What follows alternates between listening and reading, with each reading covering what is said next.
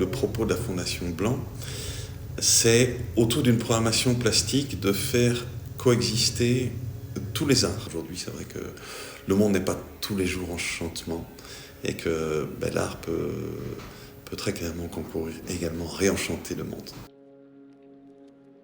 Bonjour. Bonjour, et d'abord, pardonnez un peu ma tenue, parce que c'est un peu une journée chamboulée, on est entre deux expositions. On a fait le finissage de l'exposition Stéphane Balleux samedi, et on est en démontage, et on va remonter vers la prochaine exposition de Vinches, avec une performance qui démarre aujourd'hui, une résidence courte durée pour une performance qui démarre aujourd'hui, en attendant celle d'Artonov qui elle aura lieu dans la future exposition une fois montée. L'exposition à venir, donc c'est l'exposition de Lionel Vinches que vous voyez ici derrière moi.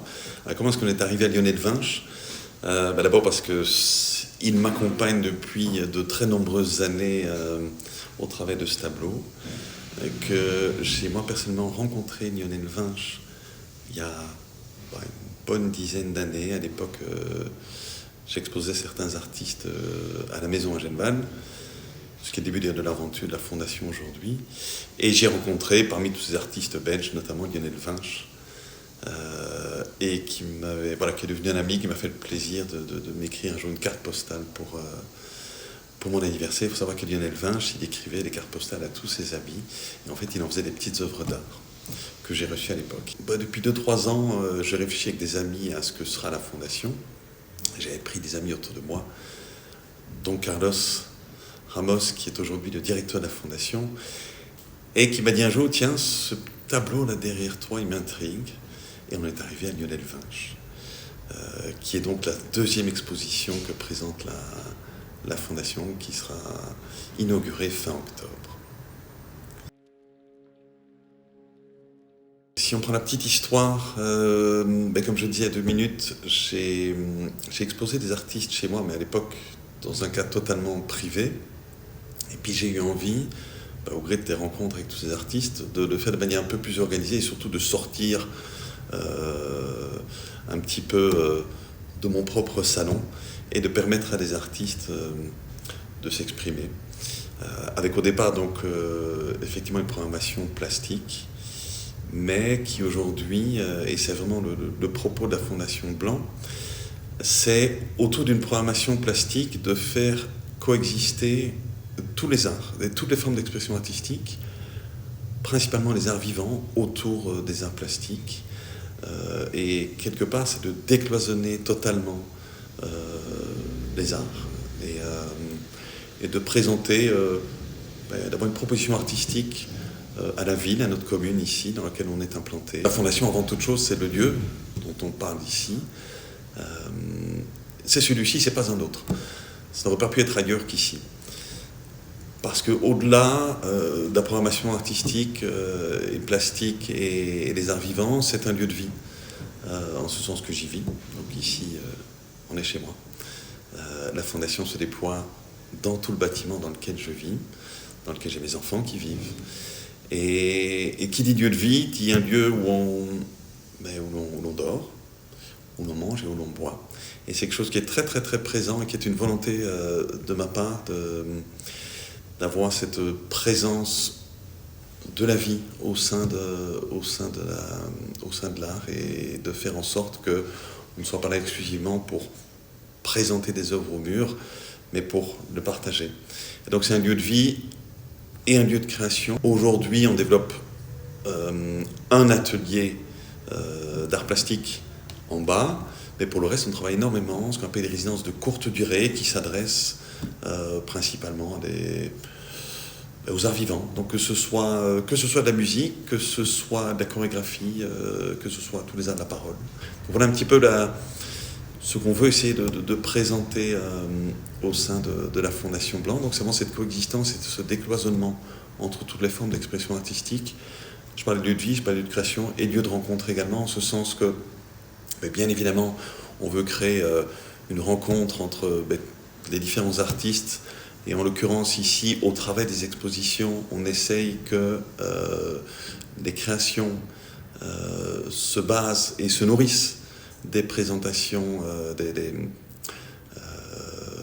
d'exposition plastique pour venir faire une représentation qui soit en lien. Donc il y a réellement un dialogue qui se crée entre les différents artistes, mais également avec le public. On a, au travers de la Fondation, l'envie de travailler sur, je dirais sur 2 axes. Voilà, parce que on peut parler d'une mission qu'on se donne, c'est peut-être un peu présomptueux, mais en tout cas 2 éléments importants pour nous, à savoir d'une part travailler sur la notion du sens pour développer l'esprit critique, et donc des artistes qui viennent présenter leur travail au public interrogent véritablement leur monde. La deuxième, qui répond, je pense, aujourd'hui aussi à un besoin de la société actuelle, qui est un besoin d'enchantement. Et Dieu sait si l'art peut concourir à l'enchantement. Pour cette notion d'enchantement, il y a une notion tout à fait subjective et qui est peut-être très personnelle, qui est la notion du beau. Donc, en tout cas, la programmation et ce que l'on veut présenter ici, au-delà du travail sur le sens, travaille également sur la notion du beau de manière à nous enchanter. Parce que aujourd'hui, c'est vrai que le monde n'est pas tous les jours enchantement et que l'art peut très clairement concourir également réenchanter le monde. Alors au niveau de la façade, ou le projet architectural ici tel que je l'ai imaginé, d'abord pour la petite histoire, comment est-ce qu'il a été imaginé, ce n'est pas du tout quelque chose disons, j'avais pas une idée à l'époque, et je ne suis pas parti à la recherche d'un bâtiment qui pourrait répondre à un projet que j'avais déjà en tête. Tout est venu de manière extrêmement subite. En fait, j'étais à la recherche d'un lieu pour y vivre, d'abord pour y vivre, et ensuite pour pouvoir y développer les arts et présenter un regard que j'avais sur l'art au travers d'une fondation. Mais avant tout, un lieu de vie. Et il se fait qu'on m'a présenté, on m'a parlé de ce lieu qui n'était pas à vendre, mais dont s'étaient emparés des promoteurs et qui avaient bien évidemment, et de manière tout à fait logique, un projet de rentabilisation de l'espace. Et si vous connaissez un petit peu le lieu, il s'agit d'un vieil hôtel de maître du début 20e, coincé entre 2 buildings d'une dizaine d'étages des années 60 pour l'un et 70 pour l'autre. Et donc on est ce qu'on appelle une dent creuse, comme il y en a beaucoup à Bruxelles. Et en fait, c'est quand je suis arrivé sur le toit du bâtiment, donc ce vieil hôtel de maître, qui avait une partie en toit plat, un vieux toit plat en roofing. Je suis monté sur ce toit plat, j'ai regardé la vue qui se trouve en face côté boulevard, qui est splendide, qui plonge sur un parc privé. Et puis je me suis retourné, j'ai simplement levé les yeux, j'ai vu les 2 flèches mitoyennes qui partaient vers le ciel à, je dirais, 25 mètres au-dessus de ce bâtiment-ci. Et au moment où j'ai vu ces 2 flèches qui partaient vraiment comme une flèche vers le ciel, j'ai eu en fait l'idée qui m'est venue de dessiner ce cube qui serait suspendu, accroché aux 2 bâtiments voisins, avec un jardin qui allait se déployer là où je me trouvais, donc sur ce toit, ce vieux toit en roofing sur lequel je me trouvais, une sorte de jardin suspendu un peu à la Babylone, ou plutôt à la Skeuten, à la Luxe Skeuten. Et donc voilà, l'idée est venue comme cela. Je suis sorti, j'ai traversé le boulevard, j'ai pris une photographie et j'ai dessiné ensuite avec un marqueur noir le cube qui est aujourd'hui ce dans quoi je vis.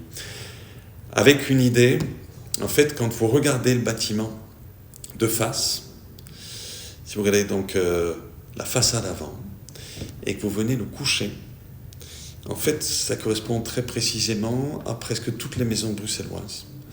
Les maisons bruxelloises, elles ont, donc si on le regarde en plan, donc on couche la façade et elle devient un plan.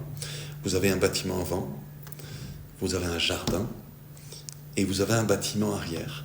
Vous traversez le jardin du bâtiment avant pour aller jusqu'au bâtiment arrière, et c'est exactement ce qui se passe ici, si ce n'est que vous ne traversez pas à l'horizontale, mais vous traversez à la verticale.